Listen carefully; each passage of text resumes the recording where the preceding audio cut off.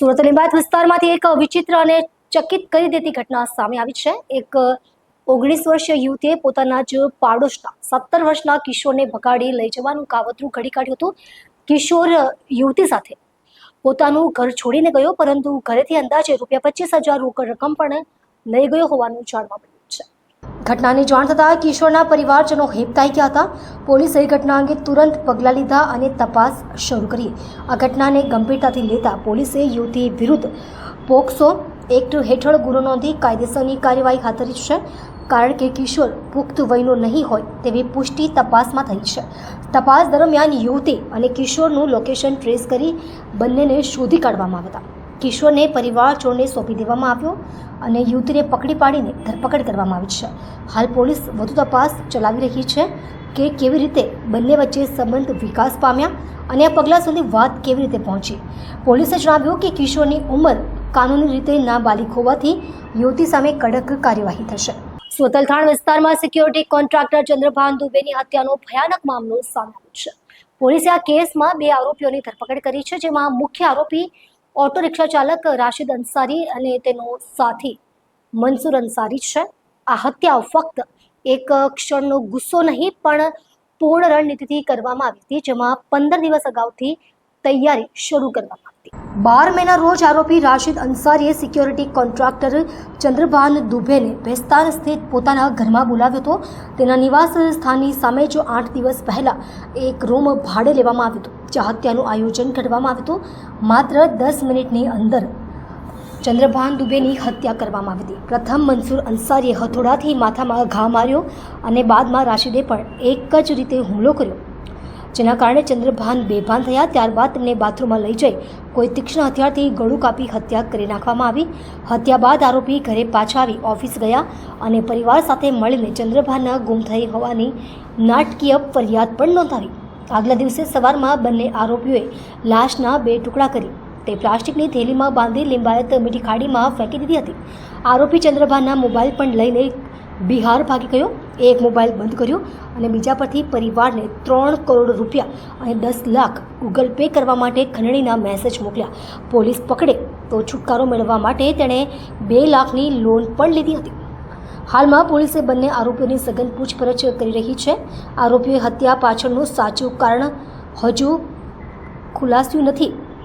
ખંડણી, વ્યક્તિગત રંજિશ કે નાણાકીય લાભ પાછળનો મોટિવ जानवा सूरत पुलिस तपास आगे धपावी आरोपियों रिकंस्ट्रक्शन कर्યું હતું। ये 12 तारीख की शाम को चंद्रभान दुबे करके एक व्यवसायी है जो दुबे सिक्योरिटी सर्विसेज के नाम से सिक्योरिटी एजेंसी सूरत में चलाते हैं। कमेला दरवाजा के पास में इनका ऑफिस है। 12 तारीख की शाम को चंद्रभान दुबे जो है वो उन्होंने एक राशिद अंसारी करके आरोपी है, वो बिहार का रहने वाला है। ऑटो के साथ उसको प्राइवेट उन्होंने करीब 1.5-2 साल से नौकरी पे रखा हुआ था। वो ऑटो से वो पेट्रोलिंग के लिए, अपने सिक्योरिटी गार्ड को संभालने के लिए और पैसे बांटने के लिए जाते थे।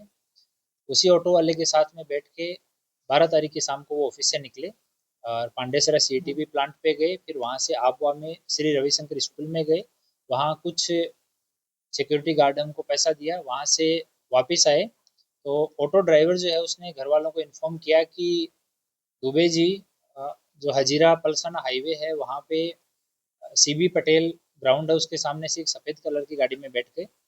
और बाद में ऑटो ड्राइवर जो राशिद है ये पांडेसरा CATV प्लांट में, वहाँ भी इनके सिक्योरिटी गार्ड हैं, वहाँ पे जाके बैठ गया। 2 घंटे तक वहाँ बैठा रहा। फिर ये फैमिली के साथ में पुलिस के पास में या उसको ढूंढने के लिए इधर उधर चला गया। अगले दिन 13 तारीख को दोपहर में अल्थान पुलिस स्टेशन में ये फैमिली के लोग आए, उन्होंने एक मिसिंग दर्ज करवाया। मिसिंग दर्ज करने के बाद में हमने पहले सफ़ेद कलर की गाड़ी है उसको ट्रैक करने का प्रयास किया। काफ़ी CCTV फुटेज देखने के बाद जब वो कंफर्म नहीं हुआ तो हमने ऑटो को ट्रैक करना चालू किया। ऑटो को ट्रैक किया तो पता लगा कि ऑटो में 1-2 जगह पे जो इसने जगह बोली उसके बाद में भी इसको ऑटो में चंद्रभान दुबे बैठे हुए दिखाई दे रहे हैं।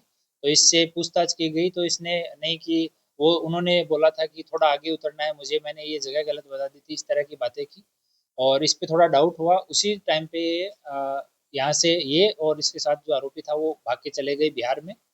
बाद में हमने पूरा सब कुछ CCTV वगैरह ट्रैक किया, बॉडी रिकवर किया। इन दोनों को बिहार के आरा जिले से आरा पुलिस की मदद से अल्थान पुलिस स्टेशन की टीम, LCB की टीम, इन्होंने बिहार के आरा से इन दोनों को अटक किया। अटक करके वापस लाए पूछताछ की तो इन्होंने बताया कि उस दिन शाम को ये लोग आबुआ से सीधे ये राशिद जो है ये ऊन के भिंडी बाजार में रहता है, वहाँ इसने किराए पे मकान ले रखा है। उसके सामने इसने 28 तारीख को एक और मकान किराए पे लिया था। उस मकान में चंद्रभान दुबे को ये लोग लेके गए। ऊपर ले जाते ही जो राशिद है उसने हथौड़े से चंद्रभान दुबे के सिर पे वार किया 2 बार, और एक बार जो दूसरा आरोपी है मंसूर अंसारी, उसने एक बार हथौड़े से सिर पे वार किया। इससे वो लगभग मरणासन कंडीशन में हो गए थे, उनकी जान नहीं निकली थी। तो दोनों लोगों ने घसीट के उसी रूम के बाथरूम में उसको डाल दिया, और वहाँ जो चाकू था जिसको ये लोग भोजपुरी में डाब बोलते हैं, उस डाब से चंद्रभान दुबे का गला काट दिया। गला काट के ये लोगों ने उनको जब जान निकल गई तो एज इट इज वैसी स्थिति में छोड़ दिया। रूम को लॉक किया, 2 ताले इन लोगों ने लगाए, एक ताला पहले से था, एक ताला नया खरीदा कि कहीं कोई घुस नहीं जाए। 2 ताले लगा के ये लोग वहां से चले गए। वहां से जाने के बाद किसी को शक नहीं हो इसलिए राशिद वहां से सीटीपी प्लांट पांडेसरा चला गया, ताकि वो बाद में ये कहानी बना सके कि चंद्रभान दुबे हैं वो सीबी पटेल स्टेडियम के पास में उतर गए थे और मैं उनको उतार के सीधा सीटीपी प्लांट आ गया था। तो ये वहां रहा करीब 2 घंटे तक। उसके बाद वो उनके घर वालों के साथ मिला, घर वालों को बताया कि इस तरह से दुबे जी उतर गए थे। तो घर वालों के साथ ही ढूंढने के लिए एसडीबी पुलिस स्टेशन गया, अल्थान पुलिस स्टेशन गया, रात को क्राइम ब्रांच में गए, इधर उधर उन्होंने अपने हिसाब से ढूंढा भी, ये सब किया। अगले दिन फिर ये रात को करीब 4 बजे तक ये लोग शहर में इधर उधर ढूंढते रहे। 4 बजे के बाद में राशिद जो है इसको, जो दुबे जी के बड़े भाई हैं अनिल जी, उन्होंने फ्री किया कि तुम अभी चले जाओ, थोड़ी देर आराम कर लो और सुबह वापस आ जाना, हमें पुलिस स्टेशन और उनको ढूंढने के लिए चलना है। उन्होंने दुबे परिवार की एक स्कूटी थी वो इसको दी, वो स्कूटी लेके ये दूसरा जो सह आरोपी है मंसूर अंसारी, उसको लेके ये दोनों ऊन पाटिया ऊन आते हैं और ऊन में उसी रूम में वापस जाते हैं। वहां जाके ये लोग रूम को साफ करते हैं, बॉडी को 2 पार्ट में काटते हैं ये लोग, और वहाँ पैकिंग मटेरियल इन्होंने पहले से ले रखा था। करीब 15 दिन पहले पैकिंग का पूरा सामान जो है वो कमेला दरवाजे के पास से एक दुकान से खरीद लिया था। वो दुकानदार सब हमने आइडेंटिफाई कर लिया, उनका स्टेटमेंट हो गया है। वो सामान वहाँ रखा हुआ था। तो 2 टुकड़ों में करके पहले डेड बॉडी को प्लास्टिक में कवर किया, उसके बाद में जो हम कपड़े को पैकिंग करने वाला जो कवर आता है उसमें उसको प्रॉपर तरीके से पैक किया। पैक करने के बाद में जो प्लास्टिक की रस्सी आती है उससे प्रॉपर तरीके से उसको बांधा। फिर 2 टुकड़ों में दोनों कट्टे जो हैं उनको लाके नीचे स्कूटी पे रखा।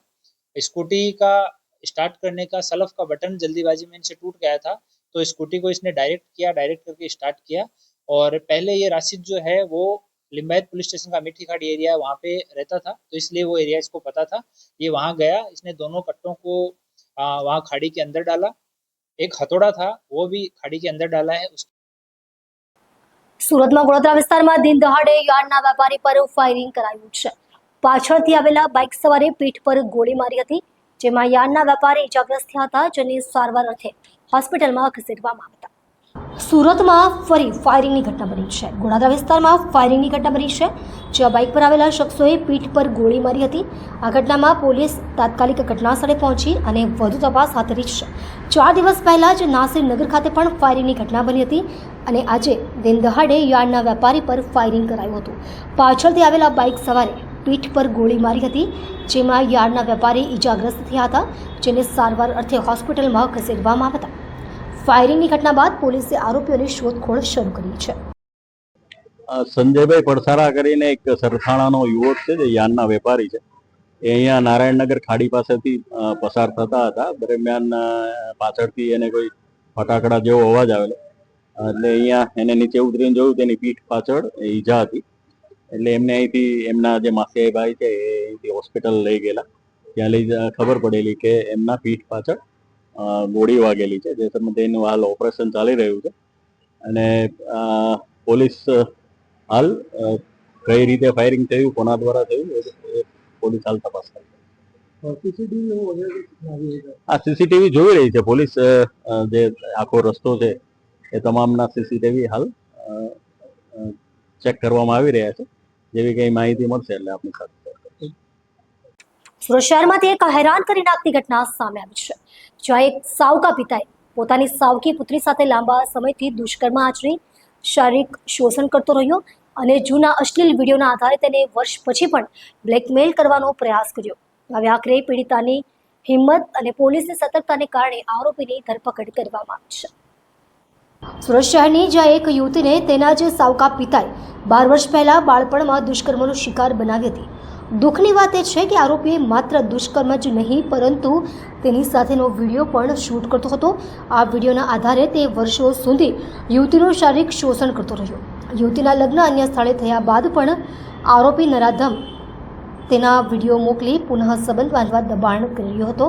અંતે યુવતીએ પોતાની હિંમત બતાવી અને સમગ્ર બનાવની ફરિયાદ પોલીસમાં નોંધાવી.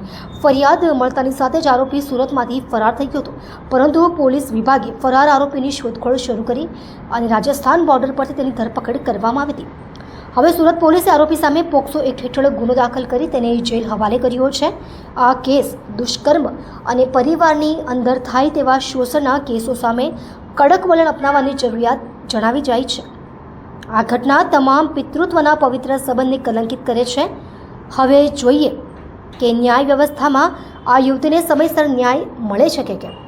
परसों कापोद्रा पुलिस स्टेशन में एक फरियादी बहन आई और उसने ऐसा बोला कि 2013 में उनके जो सौतेले बाप हैं, जो स्टेप फादर या साबका पिता बोलते हैं, उन्होंने उनसे बलजबरी से उनके साथ शारीरिक संबंध बनाया और ये जो संबंध बनाया उसका एक वीडियो उतार लिया और इस वीडियो के वीडियो को लेके वो बार बार उसको धमकाते थे इस लड़की को और उसके बार बार शारीरिक संबंध भी बनाया कई बार और इसको वीडियो को वायरल करने की धमकी भी दे रहे थे उसको और व्हाट्सएप पे वन टाइम सीन करके वीडियो करके उसको भेजते थे और उसको धमकाते थे.